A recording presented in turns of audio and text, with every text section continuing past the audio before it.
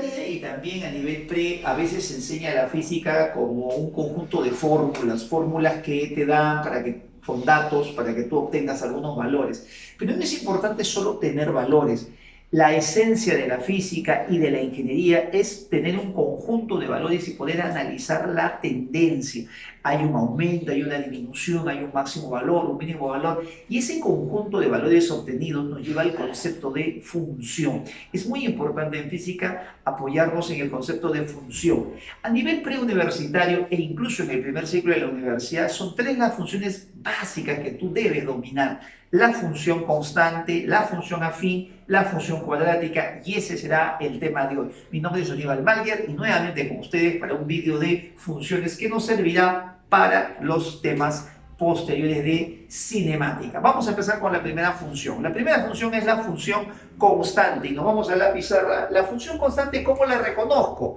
Vamos a tener siempre una función, dos variables, x, y.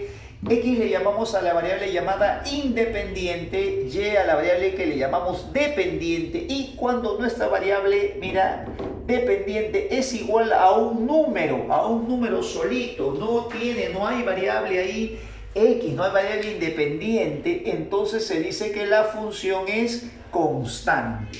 Vamos a suponer que esa letra A fuera pues un número real cualquiera, entonces vamos a suponer que fuera 5, entonces la gráfica de esa función constante debe ser así. Ese valor A5 debe estar acá. Si fuera esto 5, entonces acá habría 5, 5. Si fuera 2, si fuera menos 2 estaría abajo, menos 2, menos raíz de 3.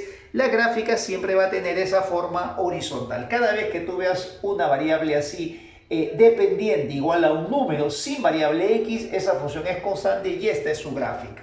La segunda gráfica que debemos conocer se llama la función afín. ¿Cómo reconozco la función afín? Conocida también como ecuación de la recta. Ahora la variable y, la variable dependiente debe tener esta forma. Debe tener un número solito, así como arriba un número real solito, más esta expresión.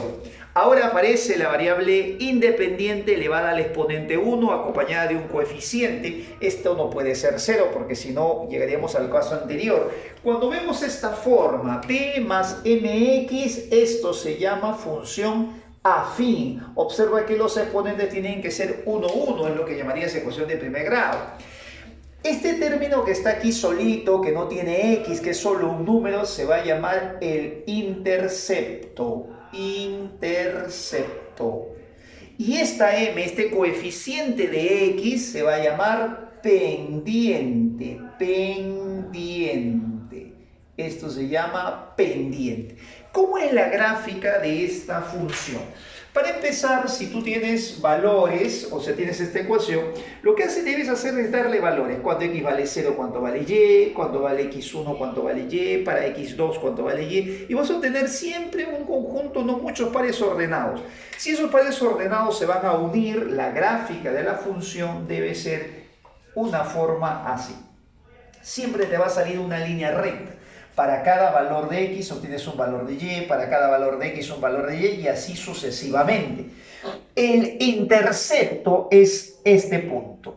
Se llama intercepto porque es el punto que intersecta a la recta vertical y para cada valor de x va a haber un valor respectivo de y. Si tú le pones un valor cualquiera, por ejemplo, imagínate que a x le pones un valor, por ejemplo, ponle un valor 2, va a haber un valor respectivo de y entonces para ese 2 acá, no sé, de repente va a salir un 8.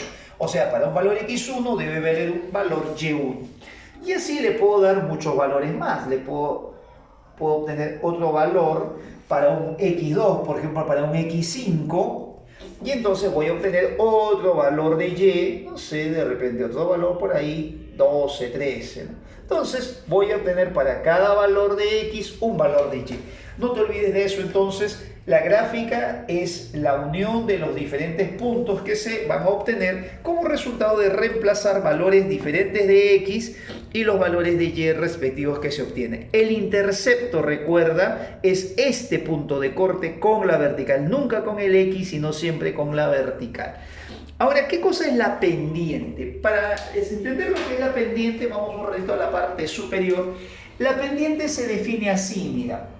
Se define como delta de y sobre delta de x. ¿Qué es delta de y? Delta de y se llama variación de y. ¿Cuánto es lo que ha cambiado y? Delta de x, este triangulito por si acaso es la letra griega mayúscula delta, se llama variación de x. Variación de x es x2 menos x1, es cuánto varió en el eje x. Este x1 menos x2, y2, quiero que regresemos por un momento a la gráfica anterior. Vamos a revisar un ratito esta gráfica. Mira esta gráfica, si tú tienes dos puntos, estos son dos puntos de la gráfica, punto 1, punto 2. x2 menos x1 es esta expresión. Esto que ves aquí, mira, esta diferencia es la variación de x. Esto se llama x2 menos x1. Y esto que está por aquí viene a ser la variación de y. Esto viene a ser la variación de y. La variación de y es cuánto ha cambiado y, sería y2 menos y1. Esa viene a ser la variación. Ese cociente de variaciones es lo que se llama pendiente. Para eso, mira, nosotros podemos proyectar aquí la horizontal y entonces esto que está por aquí vendría a ser la variación de y esto vendría a ser la variación de x. Este cociente de variaciones es lo que se llama pendiente. Entonces, regresemos aquí a la figura. La variación de y entre la variación de x no será otra cosa que el cociente, la división de estas dos variaciones. Esto sería y2 menos y1 entre x2 menos x1. Entonces, la pendiente, recuerda eso, la pendiente se define de esta manera. Es un cociente de variaciones. La variación de y sobre la variación de x. Una forma práctica de recordarlo, regresamos otra vez, ayúdeme con la pantalla del gráfico. Una forma práctica, una forma rápida de acordarme yo es la siguiente que casi todos utilizan. Esto se parece a la tangente de un angulito. Yo me puedo imaginar que esto es un triángulo rectángulo, obviamente, y esto me puede dejar que es su cateto opuesto y su cateto adyacente. Entonces, una forma práctica de poder recordar que la pendiente es como si fuera la tangente del ángulo que forma la recta con la horizontal. Esto lo pongo entre comillas porque esta no es su definición. Esto es una forma práctica para poder recordar. ¿Cuál es la diferencia entre que sea tangente y pendiente? Escucha este dato. Cuando tú hablas de tangente, la tangente se calcula en los triángulos rectángulos y una tangente se tiene que calcular así. Una tangente es un cociente de longitudes. La tangente, por ejemplo, de teta sería 2 metros sobre 3 metros y entonces te sale 2/3 porque los metros se cancelan. La tangente no tiene unidades. En cambio, las pendientes, que son variaciones, hay que tener en cuenta que esto puede ser, por ejemplo, longitud y esto puede estar en metros. Esto puede ser tiempo y esto está en segundos. Entonces, la pendiente puede ser metros por segundo. Las pendientes sí tienen unidades, son dimensionales y las tangentes no tienen unidades, son adimensionales. Entonces, hay que tener en cuenta que la pendiente y la tangente no es lo mismo. Si te preguntan qué es la pendiente, tú dices es un cociente de variaciones, pero esto de la tangente es una forma práctica, una forma rápida para que tú puedas recordar en la solución de un ejercicio. Dos cositas importantes que debemos saber. Comentarios: ¿qué pasa si la recta va para abajo? Una forma práctica de hallar la pendiente cuando va para abajo es así. Cuando las rectas van para abajo, la pendiente es negativa, siempre va a salir negativa. Y una forma práctica, otra vez, es hallar la tangente del ángulo de inclinación. Nuevamente pongo entre comillas ese resultado, porque esa no es una definición oficial, sino que es una forma práctica para que tú lo puedas recordar. Muchos estudiantes me preguntan, ¿han escuchado la palabra función lineal? En la Universidad Nacional de Ingeniería se entiende como función lineal cuando el intercepto B es 0. O sea, el intercepto, por ejemplo, a ver un ratito en la gráfica, el intercepto es este punto de corte con la vertical, ¿no? En este caso la gráfica va para abajo, comienza en B, no se va para arriba, se va para abajo, pendiente negativa. Pero ese B también puede estar aquí. Mira, ¿qué pasa si B es 0? Cuando B es 0, eso es una función lineal. ¿Cuál es la diferencia de una función lineal? Bueno, la función lineal se diferencia de esta manera. Si, por ejemplo, esto vale 2 y vamos a suponer que esto vale 3, Entonces, cuando por ejemplo tú triplicas, triplicas así en el eje X, acá el valor también se triplica.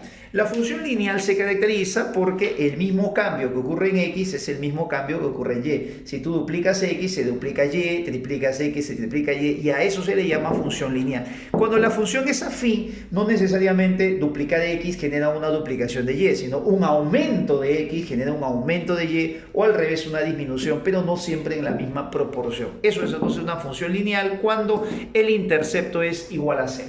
Vamos con la última función, la función cuadrática. ¿Cómo reconozco la función cuadrática? Pues bien sencillo. Vamos a hacerlo ahora sí. Me voy a dar cuenta porque la variable y va a ser igual a un número multiplicado por la variable independiente que es x, pero ahora x se va a estar elevada al cuadrado. A ver, vamos repasando, a ver si yo veo que la variable y es igual a un número, eso se llama función constante. Si veo que está multiplicada por x elevado a la 1, eso es función afín. Y si no hay intercepto es función lineal. Pero ¿qué pasa si el x está elevado al cuadrado? Entonces eso se llama función cuadrática. Vamos a ver la forma más simple, más sencilla, que es esta. A esto se llama forma canónica. La palabra canónica en matemática, canónica, hace alusión a la forma más simple, más sencilla, más breve, más corta de expresar la ecuación de la parábola. Entonces la función cuadrática o ecuación de la parábola en su forma más corta es así. Cuando tú ves de esta manera la función de una parábola, entonces siempre debe estar el vértice de la parábola, observa por acá, observa este detalle, el vértice de la parábola debe estar justo coincidiendo, debe estar así, coincidiendo con el origen del sistema de coordenadas. Vértice de la parábola coincidiendo con el eje del origen del sistema de coordenadas. Cuando este C, que le vamos a nosotros llamar simplemente parámetro, le vamos a llamar así, en física le vamos a llamar simplemente parámetro, cuando el parámetro, el coeficiente, en otras palabras, de x al cuadrado, es positivo, cuando vemos que es mayor que 0, la parábola va a estar siempre apuntando para arriba. ¿Qué pasaría si ese parámetro es menor que 0, es negativo? Entonces la misma parábola, con vértice también, coincidiendo con el origen de coordenadas, estaría mirando, como ves en la figura, para abajo. Otro detalle adicional muy importante también es que la parábola es simétrica. Es decir, si nosotros trazáramos aquí una recta, por ejemplo, así horizontal, esta mitad que está a la derecha con la que está a la izquierda son simétricas. Si por ejemplo acá tú tienes un valor, vamos a ponerle por ejemplo m, acá tendríamos el mismo valor menos m. Entonces, acuérdate de eso, la parábola siempre es simétrica. Quizás mi pulso no me ayuda, pero la imagen, recuerda, es subsimétrico. ¿Qué pasa si el vértice de la parábola, a ver, vamos retrocediendo, ¿qué pasa? A ver, vamos acá abajo. ¿Qué pasa si el vértice de la parábola no está en el origen? Por favor, que salga toda esta sección, por favor. ¿Qué pasa si el vértice de la parábola ya no está en el origen de coordenadas? Se ha ido a esta posición, HK. Muchos utilizan esas letritas simbólicas, H y K. Entonces, ¿cómo sería ahora la ecuación de esta parábola? Bueno, guiándose de la forma canónica, te voy a contar que la ecuación de la parábola es así, ¿no? A ver, yo me acuerdo de esta forma. La forma canónica de la parábola es y igual a un cx cuadrado. Pero ¿qué pasa si ese vértice ya no está en el origen? Entonces, tengo que restarle el valor de estas coordenadas. ¿Cuánto se ha movido en el eje vertical? ¿A qué coordenada se ha ido en la vertical? Se ha ido a la coordenada K. Entonces vas a restar así. Y menos K. Y en la horizontal todo, por favor, que se vea todo. En la horizontal, ¿a dónde se ha movido? Se ha movido al punto, a la abscisa, en este caso H. Entonces le vamos a restar H. Y ahí está la nueva forma de la parábola. Esto se llama la forma punto pendiente, perdón, punto vértice, punto vértice. Entonces, de la forma canónica y es x cuadrado, le restas h y le restas k, que son los valores que, o las coordenadas que tiene ahora el vértice. Este va a ser el vértice de la parábola. Hace varios años en la UNI, en el Centro Preuniversitario de la Universidad Nacional de Ingeniería, vino una pregunta bastante sencilla. Esto era el primer parcial de la del Centro Pre el año 2009, en su segundo examen, 2009-2, Centro Preuniversitario. Como era el primer parcial, se supone que el alumno había visto ya funciones, había visto vectores, cinemática, había hecho ya movimiento parabólico. Y vino una pregunta de movimiento parabólico, que no era necesario aplicar nada de la gravedad, de las fórmulas de movimiento de caída libre que se utiliza, y el problema salía solo resolviéndolo por parábola. Mira este problema que es del 2009. Acompáñame por acá. Un niño patea una pelota en el punto A, mostrado en la figura. Considere que el movimiento de la pelota es el de una partícula. Me dicen que la pelota pasa por el punto B a una altura de 3.2 metros y llega al suelo en el punto C. Encuentre la altura máxima que alcanza la pelota.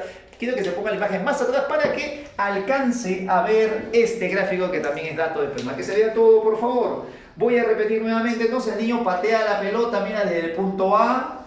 Considero que la pelota es una partícula. Dice que la pelota pasa por este punto B, que está a una altura de 3.2 metros. Ahí está, 3.2 metros.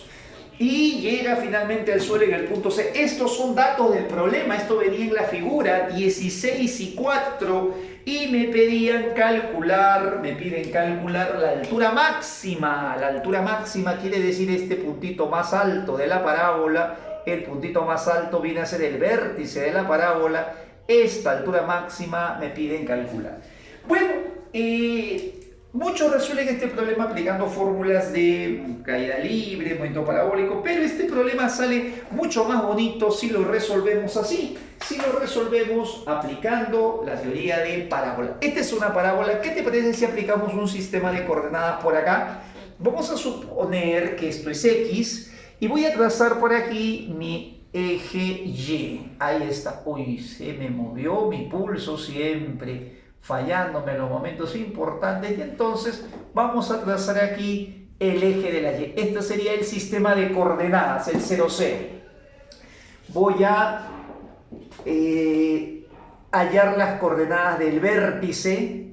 Todos los trazos adicionales los voy a poner en verde para que se note que son trazos adicionales. Esos no son parte del problema, sino son parte de la solución que estoy poniendo. A ver, si todo esto vale 16 y esto vale 4, entonces eso quiere decir que todo vale 20. Este tendría que ser el punto más alto. Como es simétrico, lo que te decía hace un momento, esto tiene que ser 10. Y esto tendría que ser H. Estas serían las coordenadas del vértice. 10H. Acá tendría que ser 16 y aquí tendría que ser 20. ¿Ya? Ahí está, mira. Acá hay 16 y 4 da 20. La mitad sería 10, entonces la coordenada de este puntito sería 10H, las coordenadas de este puntito sería 16, y aquí la ordenada vale 3.2, que podemos de repente anotarlo de esta manera, 3.2, acá tengo la coordenada 20, 0, y aquí la coordenada 0, 0, ahí está. Bueno, voy a utilizar mi teoría que acabo de mencionar. Voy a utilizar esta ecuación. Hay una miradita por acá. Mira, la ecuación punto vértice. A ver, vamos a ver, volvamos a este lado. Yo me acuerdo así, pienso de esta manera. Yo me acuerdo que la forma canónica es de esta manera. Esta es la forma canónica. Eso es fácil de recordar. Y igual a x cuadrado, pero como el vértice no está en el origen de coordenadas, se ha movido, entonces le voy a restar lo que se ha movido. En la vertical se ha movido hasta la posición H, le resto H, y en la horizontal se ha movido hasta la posición 10. Muy bien. Ahora, para poder calcular el valor de C, necesito un punto de la parábola. Ese punto de la parábola podría ser, podría ser el punto B, que es un dato del ejercicio. ¿Cuánto es el Y? La altura del punto Y sería 3.2. Voy a reemplazar entonces en este primer punto sería 3.2 menos h, c es igual, y el valor de x ahí sería 16 menos 10 elevado al cuadrado. Desarrollo esto, me quedaría 3.2 menos h igual, acá me quedaría 6, y al cuadrado sería 36. Ahí tendría una primera ecuación. Me doy cuenta que en esta primera ecuación tengo dos incógnitas, necesito otra ecuación más, y entonces necesito otro punto más. Si ya tomé el punto B, 16 y 3.2, ¿qué te parece si ahora buscamos otro punto? De repente has pensado el 20, 0, 20, 0, pero más fácil sale usar el 0, 0. Cuando es 0, 0 en este punto, tanto x y vale 0 sería así. Voy a reemplazar el primero que sea 0, me quedaría solamente menos h. Acá me quedaría, acá sería 0 también, no te olvides que los dos son 0, 0 en ese punto. Acá sería menos 10 al cuadrado, me queda 100. Y esta sería mi segunda ecuación. ¿Qué te parece entonces si reemplazamos ese menos h, sería 100c, y lo desarrollo a ver con estas dos expresiones? De 1 y 2 me quedaría así. A ver, me quedaría 3.2 sería igual, menos h sería 100c, que lo voy a pasar restando, me quedaría 64c, y de aquí despejo el valor de c. Esto sería negativo, y pasando a dividir, a ver, tú lo haces en una hojita aparte, 1 sobre 20. Ya tengo el valor de c, reemplazo entonces en la expresión número 2, y entonces el valor de h me quedaría así. En c voy a poner 1 sobre 20 negativo, negativo y negativo se cancela, 100 entre 20 me sale 5 metros. Esa es la solución. Pregunta de examen parcial. Y vamos finalmente a entrar a esta parte que nos parece importante de conocer, que se llama pendiente de una recta tangente a una curva. ¿Cómo se hace para hallar la pendiente de una recta tangente a una curva? Bueno, este es un problema que surge en la época de Isaac Newton y se inventa justamente el cálculo diferencial para resolver este problema. Vamos a suponer que tenemos una parábola, ya sabemos lo que es una parábola, tenemos una parábola en su forma canónica y justo tiene esta forma, 5, parámetro 5, variable independiente x al cuadrado. Cuando el parámetro es más grande, entonces la parábola es más ancha y entonces vamos a suponer que fuera esta. Como es esa la parábola, entonces vamos a asumir así. Vamos a primero hallar la pendiente de una recta secante. A ver, esta recta que vemos aquí es una recta secante. Entonces, esa recta secante primero, para después llegar a la tangente, como corta la parábola en dos puntos, vamos a asumir lo siguiente. Vamos a suponer que lo corta en los puntos x1 y x2. ¿Cómo sería su ordenada? A ver, la ordenada tendría que ser así. Esta es la función, entonces la ordenada sería 5 veces x1 al cuadrado. Cuando es x2, la ordenada 2 sería 5 veces x2 elevado al cuadrado. Si yo quiero calcular la pendiente de la recta secante, sería así, delta de y sobre delta de x, que lo hemos visto en el caso anterior.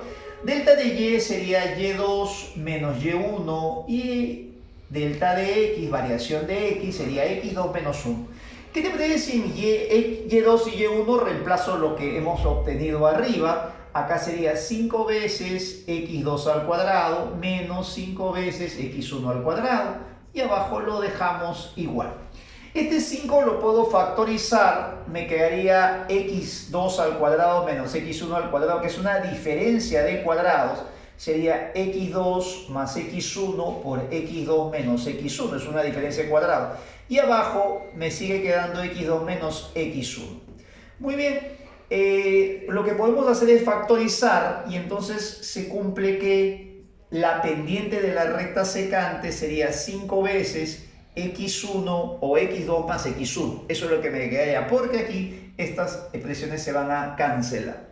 Una vez que hemos llegado a esta expresión, vamos a tratar de expresar esta pendiente en términos de la variación delta de x. Vamos a recordar por un momento que la variación de x es x2 menos x1. De aquí lo que podemos hacer es despejar x2 y entonces nos quedaría así delta de x más x1. ¿Qué te parece si esta expresión lo reemplazamos acá? ¿Cómo quedaría entonces la pendiente de la recta secante a esa curva. Sería 5 veces, a ver, reemplazando aquí, te quedaría delta de x más x1 y más el x1 de arriba. ¿No? Te queda delta x más x1, quedaría así, 2 veces x1. Muy bien, esta es la pendiente de la recta secante. Bueno, hasta aquí, antes de Newton se podía hallar la pendiente de la recta secante, pero ahora el interés es cómo hallar la pendiente de la recta tangente. ¿Cómo hacer para hallar la pendiente de la recta tangente? Entonces, la genialidad de Isaac Newton llevó a concebir la siguiente idea. Regresamos a la figura de arriba, por favor, tiene que verse todo. Esta es una recta secante. ¿Y qué pasaría si esta recta secante la empezamos a girar alrededor de este punto x1? Porque yo quiero la tangente en x1 o en un punto tiene que ser, vamos a suponer que sea en x1. ¿Qué pasa si esta recta secante comienza a girar? Y ahora la recta secante está pasando por acá.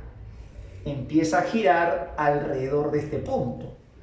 Si esta recta empezara a girar, no sé si puedes percibir que el punto x2 se comienza a acercar al punto x1. Mira, el punto x2 se empieza a acercar. Si nosotros empezamos a girar la recta secante, entonces el punto 2 se empieza a acercar al punto x1, y si yo lo sigo girando más todavía, el punto se empieza a acercar más y más, hasta que cuando esta recta sea tangente, sea así tangente a la curva, esta sea tangente, el punto x2 se supone tiene que haber llegado a estar prácticamente junto al punto x1. Cuando esto se acerca al punto x1, entonces nosotros vamos a decir que la distancia entre x2 y x1 es muy pequeña.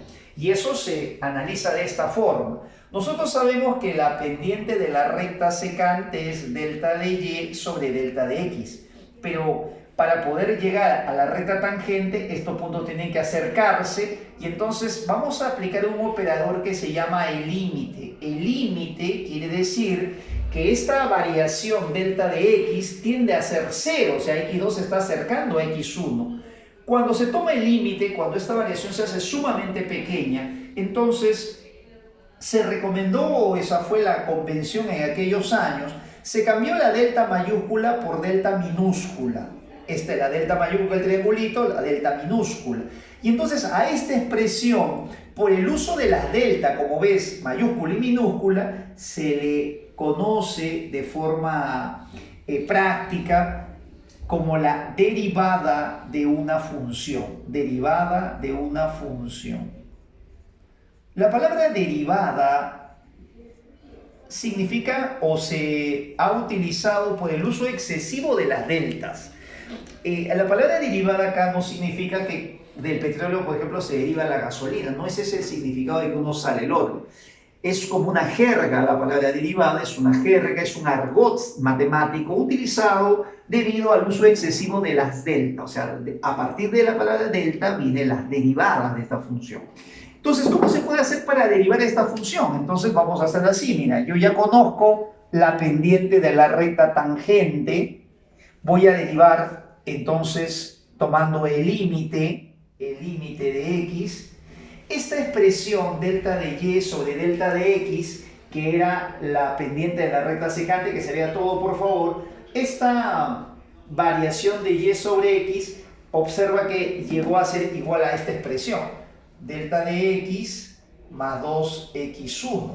Si ahora a esta expresión nosotros le tomamos delta de x igual a 0, o sea, esto es tan pequeñito que tiende a ser 0, entonces todo esto se transforma en simplemente 2 veces x1.